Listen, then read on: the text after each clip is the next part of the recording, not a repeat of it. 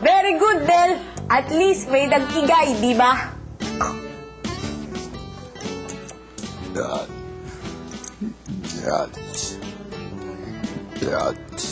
Excuse. Pero si Wendy, waray sumisigaw ang di pagpansin kay Bruce.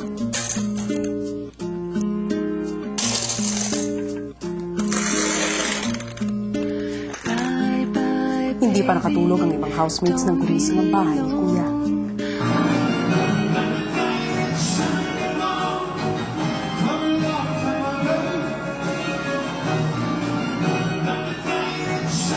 I'm a nighted Johnny Ama from a long time ago.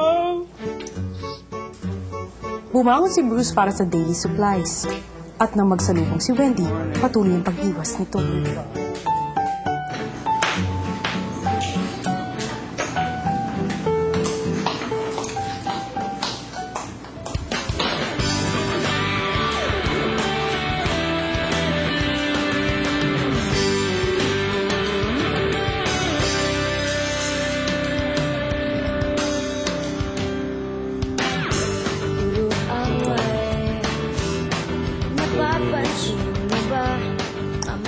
Try mo matulog. Seryoso. Mamaya Matulog pa nga. Sumunod ka. Na hindi. Uy, si Wendy mukhang concerned. Be our best game. The most well attended. But it's you that I wanna be with. 'Cause whenever you're not here, there's this void I feel within. It's you I crave. Pirasan ng damit para ipamahagi sa kanilang mga kasambahay. Yay! Superman siya. Pero dahil bumuhos ang ulan, kinakailangang iwan muna ni Gian ang kanyang labada.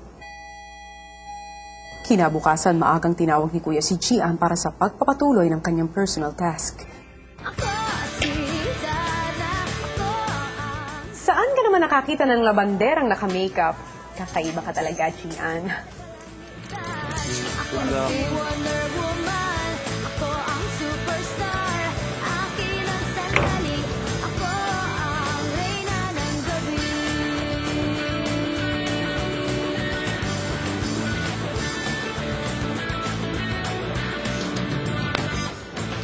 Habang naglalabas si Gian, nasa kusina naman si Kian at pinaghanda siya ng pagkain.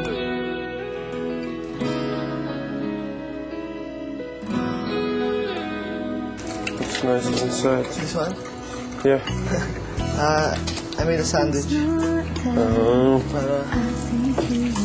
Kasi naglalaba eh. Hindi pa kumain. Baka magutom mamaya. Mukhang inspirado si Kian at kinantang paborito niyang kanta. Wala, take out? pa sa'yo. Nakakatawa yung simula naman. Huwag kang maniwala sa bulerong yan. Ilang saglit pa'y nagpatugtog na si Kuya. Ayun, siya no. Pero kung si Kian masaya sa pagkarinig sa kanta, iba naman ang naging reaksyon ni Gian. Wala siya.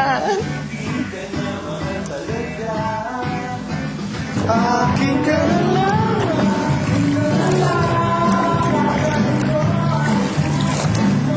Aking ka na lang.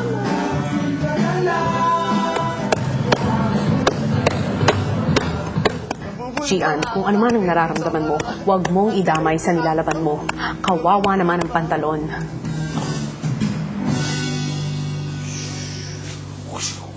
Is this love?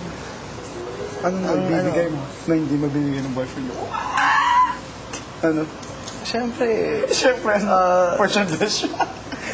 yung buong puso at loyalty ko. Diba?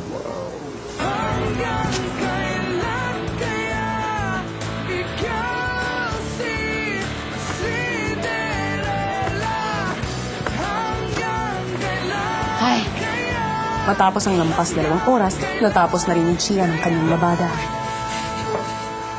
Tapos na lahat? Congratulations. Tapos mo lahat? Mas nag-improve po yung skills ko sa paglaba. Mabigat po siya actually. Pero madali po maggawa ng isang bagay na nahihirapan ka kung para po yun sa ibang tao. Pag may paghuhugutan po ikaw ng energy at motivation at inspiration. Parang napansin ko, napakalakas ng pagpalo mo sa gamit ang palo-palo. Wala, naalala ko po si Kian. Feeling ko sincere naman po siya sa pagtulong eh. Meron lang po siyang minsan mga nabibitawang salita na minsan hindi po talaga ako komportable. Wala na po yung factor ng sincerity. Parang yung ganun po. Ano ba ang kinaiilang mo, Gian, sa sinabi niya? Yun nga po, pag sinasabi or na Na ano? may gusto po siya sa akin. Parang yung dating po kasi, mabola. Parang ganun po. Sabihin mo lang para lang gumanda, mapaganda mo yung yung pakiramdam niya or para magustuhan ka niya or para basta iba po. Bakit sa tingin mo ginagawa ni Kian yun? O sinasabi sa'yo ni Kian yan? Hindi ko po alam. Baka po natutuwa siya sa akin. Pero yung pag-sugarcoat niya po, parang gawain niya po talaga yun. Dahil sa kanyang karanasan na mabuli at matuklasan ng kanyang boyfriend na may ibang babae, nahirapan na itong si Gian na magtiwala sa tao. Kaya naman ang mga words of wisdom na binibigay ni Kian ay iniisip niyang pambobola lamang. Matapos ang 3 araw ng paggawa ng weekly task, kinausap ni Kuya si Robert para kamustahin ito. Anong pakiramdam na niyo na ngayon? At mataas-taas na ang nagagawa ninyo. Mas nakakatakot po. Bakit naman? Kasi konti pagkakamali, gigiba po. Buksan mo yung kahon, meron akong okay. sulat. Basahin mo. Robert, susubukan ko ang iyong managerial skills at sa isang task na tatawagin kong shift manager. Ikaw ang nitasan kong shift manager sa paggawa ng inyong weekly task.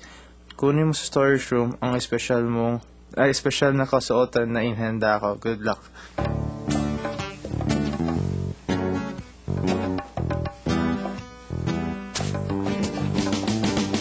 Matapos magbihis, agad na pinuntahan ni Robert ang mga kasama. Binahagi ni Robert ang mga naranasan niya bilang shift manager sa isang fast food restaurant sa Inglaterra. I started as a crew member there for working brand M for 6 months. And for 6 months, after 6 months, I became a manager. Then after 2 months, I became a shift runner. And of course, they were saying that I didn't deserve it, ganyan. Super great. Yeah, ang dami. Discrimination